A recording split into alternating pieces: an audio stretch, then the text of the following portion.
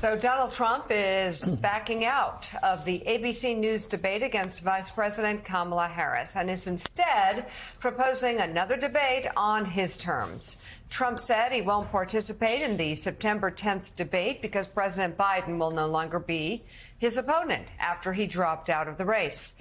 Trump took to Truth Social to declare he would only show up to a September 4th Fox News debate in Pennsylvania with a full arena audience, adding in a follow-up post that he picked the new date strategically as early voting begins September 6th. Harris responded on X, writing, "It's interesting how anytime, any place becomes one specific time, one specific safe space. I'll be there on September 10th, like he agreed to. I hope to see him there." And, you know, if he's not there, she can have a national audience for an hour and talk about what she might do when she becomes president of the United States of America. Jonathan Lemire, they already decided, the campaigns decided where they were going to meet. He obviously is now proposing something that is no more likely for Kamala Harris to attend than him attending something on MSNBC. In prime time. It's just not going to happen, which means he's trying to figure out a way to get out of this debate gracefully and just not going to be able to do it.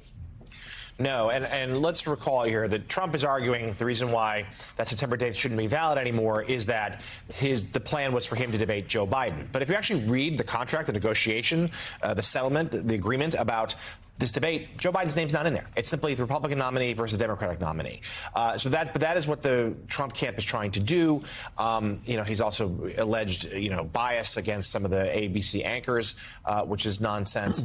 And we've now heard from the vice president's campaign saying, look, we're not going to change the plan. We'll be there on September 10th. And there have been some Democrats who are saying, let's be clear, that she shouldn't debate on Fox. Fox, which had to pay $787 million as part of a 2020 Big Lie-related settlement that still pushes on truth. Jonathan, not only that, again, this is serious. They all deliberately mispronounce her name, Kamala. Yeah. Repeatedly, all the hosts, Kamala. I mean, some of them don't do it on purpose, but there's definitely like a kind of thing they're doing there to make even her name seem different. It'd be like if MSNBC host said J.D. Vance, and would J.D. Vance want to go on a network that deliberately mispronounced J.D. Vance's name? Kamala, here, work with me. It's Kamala. Yeah, the sense would be the setting would be rigged. The setting would be rigged. To your point, right. Why would she go to Fox, which is still putting forth these bad faith arguments? I've talked to people in both campaigns who believe eventually a deal will be reached, probably on that ABC date. Maybe Trump will negotiate some changes. Well, maybe this time we will have a crowd as opposed to last time, because recall the Biden team did kind of get what they wanted in terms of format. It ended up not working out for the president. So there's some room here for negotiation. But I do think, especially if you're Trump, my guess would be he will do this debate eventually for two reasons. One, I don't think he could stand being called a coward if he actually does duck the debate with the vice president. But secondly, if momentum continues this direction and Harris gets a boost from her running mate pick, gets a boost from a strong convention a couple of weeks from now, and we heard from Karl Rove at the very top of the show, if she's got momentum and got a lead, well, Trump's going to need, he's the one who's going to need the debate in an effort to try to change the narrative of the race. Yeah, that would be an opportunity, and he does bulldoze people, and he doesn't have boundaries of the truth, so a debate is where he could make a big impact if he wanted to. Now, ahead of his rally in Georgia over the weekend, former President Trump took to his Truth Social page to reignite an old feud with Republican Governor Brian Kemp and Kemp's wife. In a lengthy post, Trump slammed Georgia's first family and said he didn't want their endorsement. He also accused them of being the reason he was indicted in Fulton County's election interference RICO case.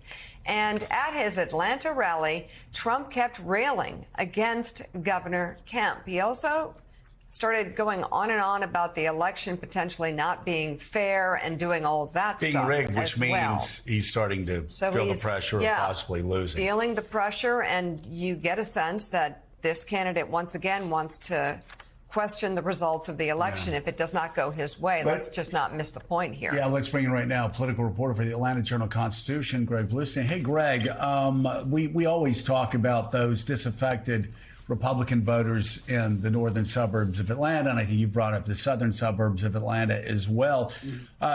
Tell us, put it in perspective, just how popular Governor Kemp is with Republicans as well as Democrats, and also what Republicans who felt burned by Donald Trump in 2020 and again in 2022, how a lot of Republicans are feeling about what Donald Trump said about Governor Kemp in this 2024 cycle. Yeah, well, polls regularly show Governor Kemp is the most popular Republican in Georgia.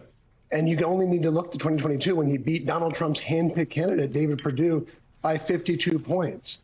And so this was a battle that no one in Georgia wanted.